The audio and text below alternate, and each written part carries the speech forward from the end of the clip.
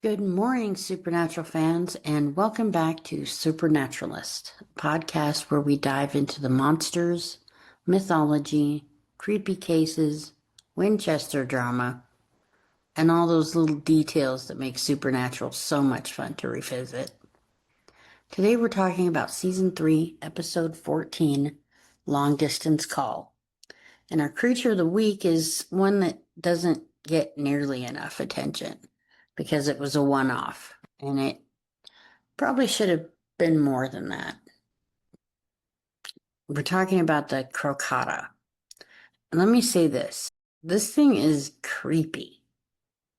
Not because it's especially flashy, and not because it has some elaborate monster face or giant CGI transformation. It's creepy because it takes one of the most vulnerable parts of being human, grief, and it uses it against you. And in this episode, that vulnerability hits Dean Winchester exactly where it hurts most. So the case begins.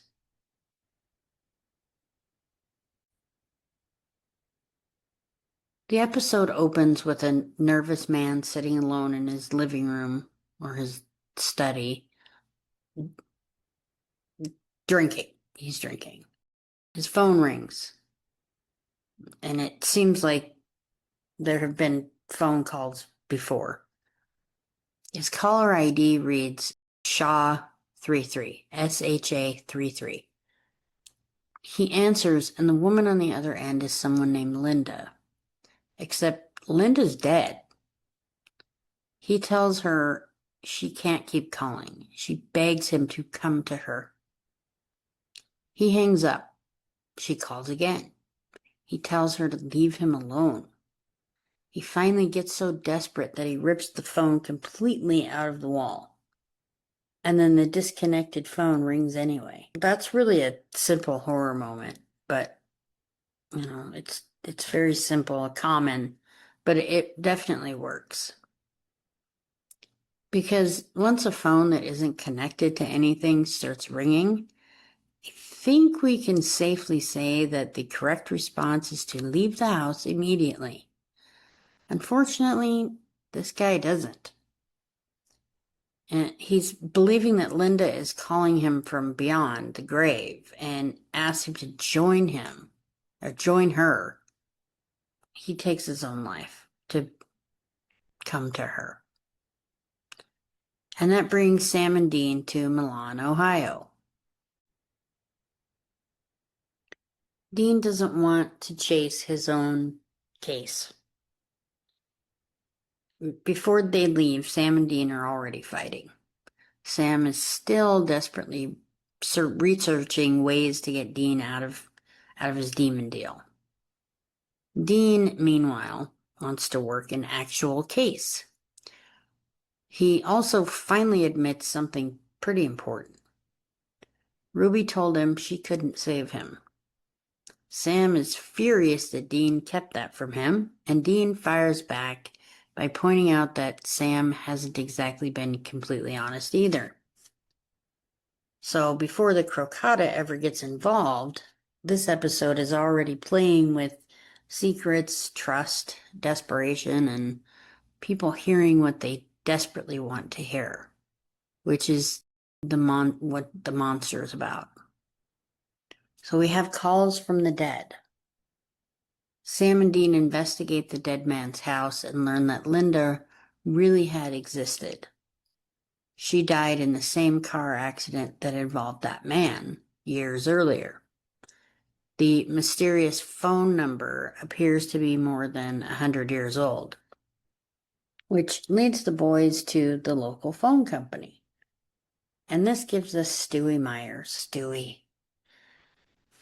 He's sitting in a basement, supposedly working, while very obviously looking at porn online. Dean instantly recognizes the website. Busty Asian Beauties. Of course he does. That entire scene is classic Dean Winchester. And Sam and Dean have Stewie trace the mysterious number and discover that it has actually contacted 10 different homes in only 2 weeks. So now they know it isn't one grieving man imagining something. Someone or something really is contacting people while pretending to be their dead loved ones. Then Dean gets the call. Sam discovers that a teenage girl named Lainey has been receiving calls from her mother, who died 3 years earlier. Dean discovers another woman has been receiving calls from her dead husband. Then Dean's phone rings, and it's John. Or at least it sounds like John. Suddenly the case isn't rhetorical anymore. This monster has found Dean's weakness too, and Dean wants his father back. Even more importantly, Dean desperately wants someone to tell him that there is a way out of this deal. So when quote-unquote John eventually tells Dean that the demon holding his contract is nearby and that Dean can kill it, Dean wants to believe him. Sam doesn't. And that creates another wedge between Sam and Dean. There's always something, isn't it? Dean isn't thinking like a hunter anymore. He's thinking like a scared son who has been told that his father can save him. Now we have Thomas Edison's spirit phone. That scene kind of... Just the name Thomas Edison gives me the ick because I have my reasons. I won't go into it here. Anyway, while researching, Dean finds information about Thomas Edison supposedly experimenting with a device capable of contacting the dead.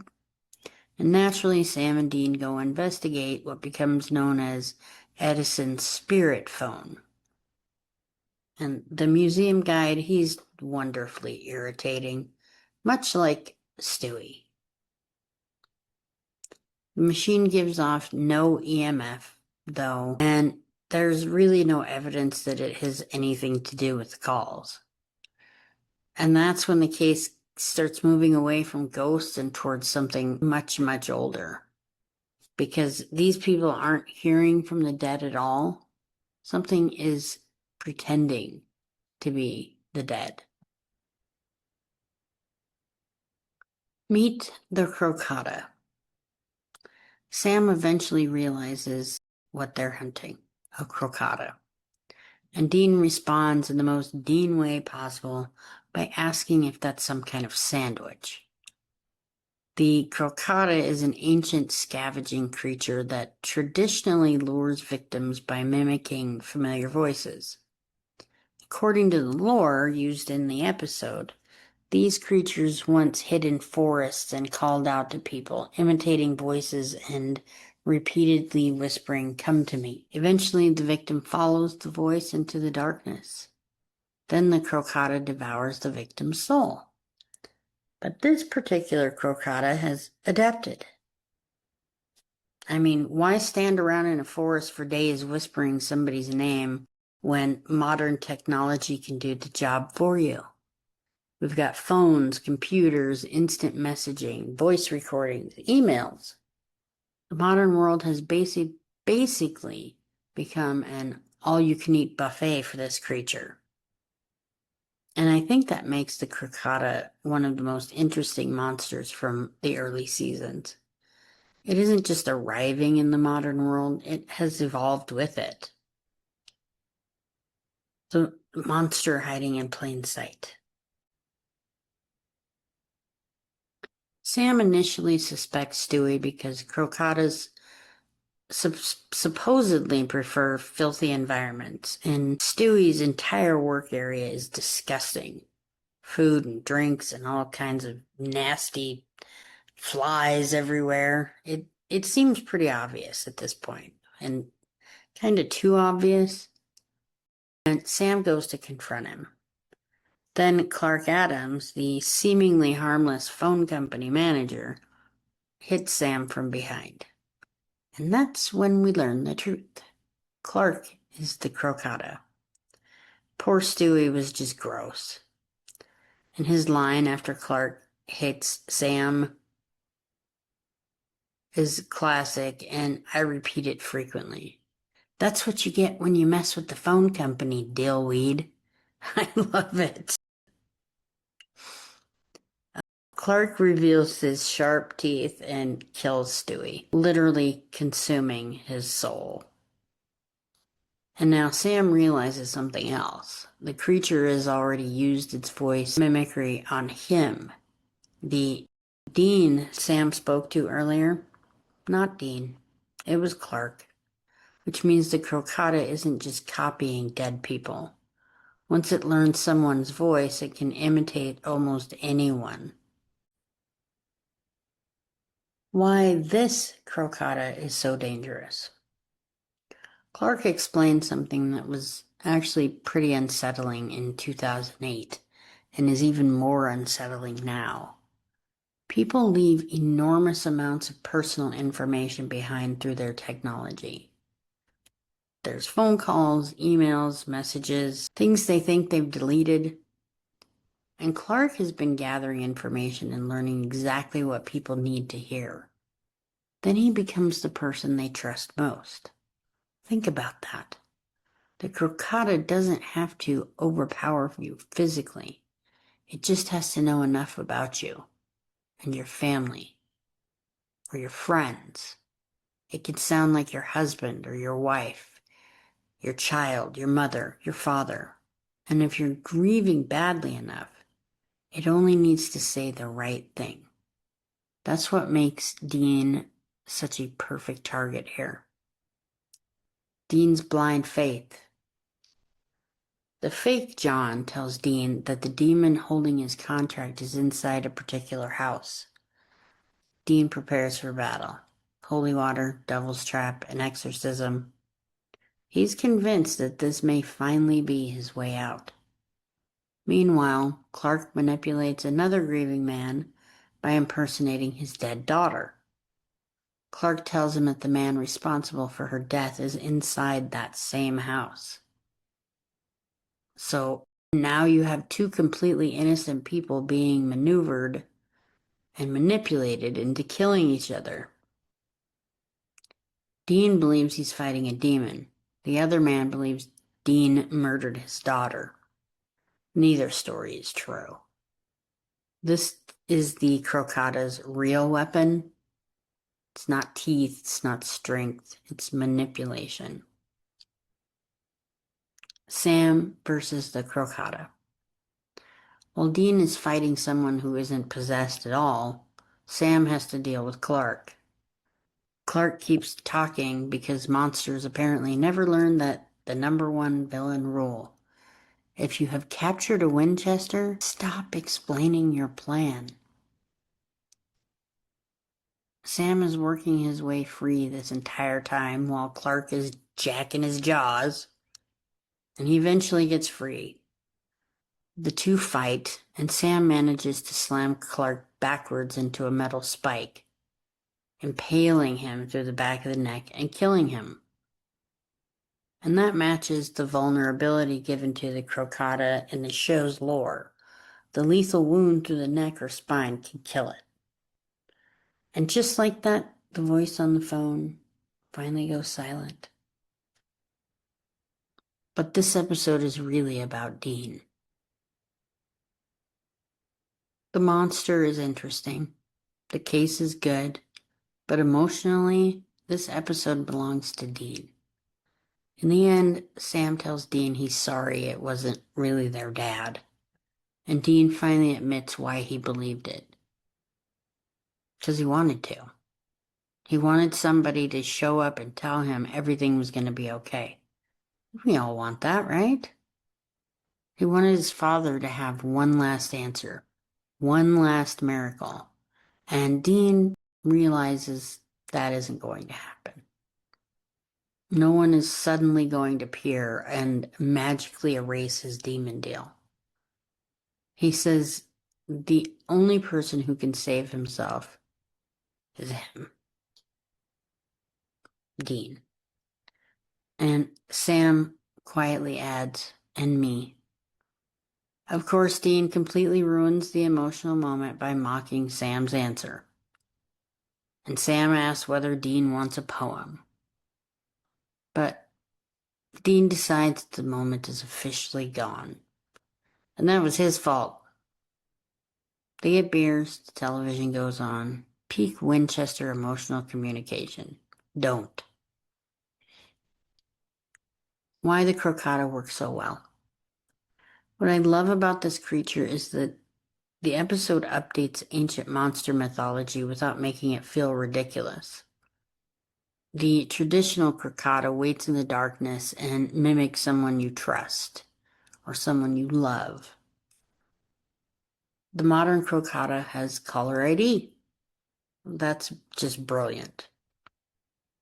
And the monster doesn't just choose random victims. It finds the grief. It finds the regret. It finds the loneliness. Then it says exactly what the victim wishes were true. Lainey wants her mother. The grieving father wants his daughter. Dean wants John. That's far more frightening than the monster just jumping out of the shadows at you. Because the crocata doesn't lure you with fear.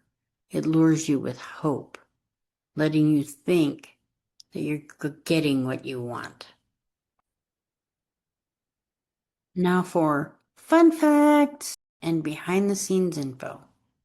Here are some fun facts about Long Distance Call. The episode is season 3, episode 14, the 58th episode of Supernatural. It originally aired on May 1st, 2008. It was written by Jeremy Carver and directed by longtime Supernatural producer and director Robert Singer. Jeffrey Dean Morgan returned as John Winchester, but only as a voice performance. And since the John we're hearing is actually the crocata imitating him, he was credited as a special guest star. Tom O'Brien played Clark Adams, our crocata, while Anjul Nigam played poor, extremely questionable internet history Stewie Myers. Sam and Dean used the aliases Detective Campbell and Raimi, and that's a tribute to Bruce Campbell and Sam Raimi, the actor-director team closely associated with the Evil Dead movies. Even better, Bruce Campbell was reportedly one of Eric Kripke's early choices for the role of John Winchester. This episode was filmed partly at the University of British Columbia, standing in for locations in Ohio. The motel in the episode is known as the Starburst Motel, and its very loud Starburst decor may be a little nod to the famous Starburst clock that appeared repeatedly as set decoration throughout the series. If you pay attention to everything else besides Sam and Dean, you'll find it. I've caught it a couple of times.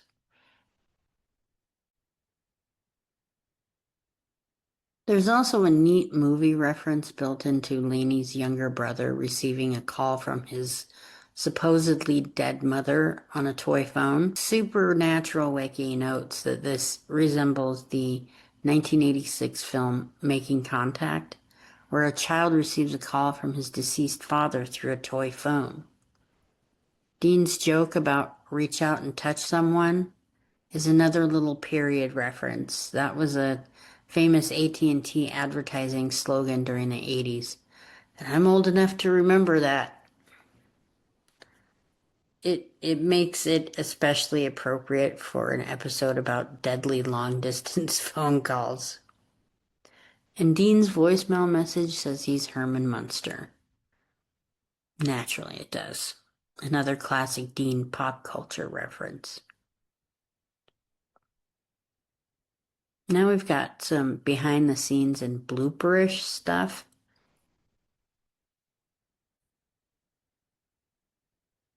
I couldn't really find any documented official gag reel blooper tied specifically to this episode, so I'm not going to invent one.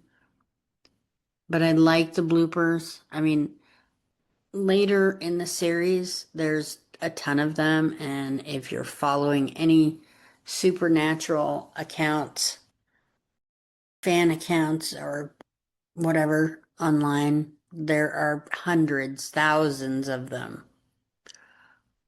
But here, there is some genuine behind the scenes material from the filming of Long Distance Call. There are reports from the time that mentioned footage of Jensen Ackles and Jared Padalecki running lines together, Jared filming stunt sequences, and the two actors filming a scene together, and Jensen talking about the show's legendary motel rooms while rehearsing.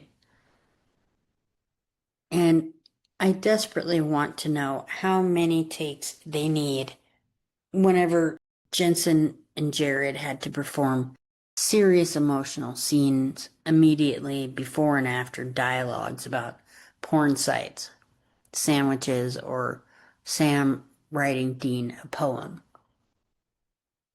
And from lots and lots of research and lots of rewatches, Sam is almost always the one to cause the bloopers, going off script and just generally being goofy. Because that is the supernatural experience in one sentence. I mean, they're best friends in real life, so there you go.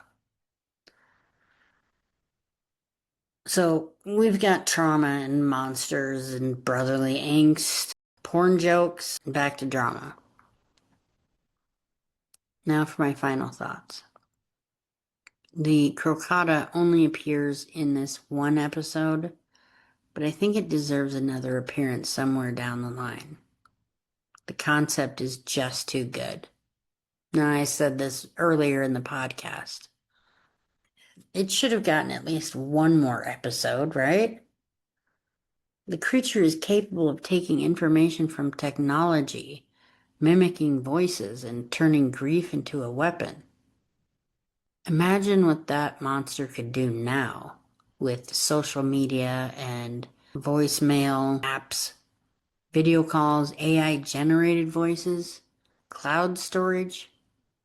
20 years later, Clark Adams wouldn't even need to work at the phone company. He'd probably just need your password. Maybe not even that. And suddenly this episode from 2008 feels a little more unsettling than it used to, right? That's all for today's episode of Supernaturalist. If you enjoyed this creature feature, make sure you like, subscribe, and share with others who like Supernatural, or who, like me, are obsessed with Supernatural.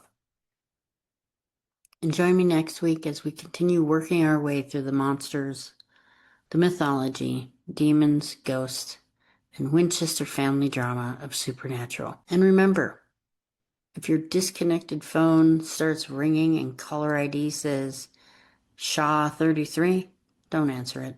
Seriously, just salt the windows and call Bobby.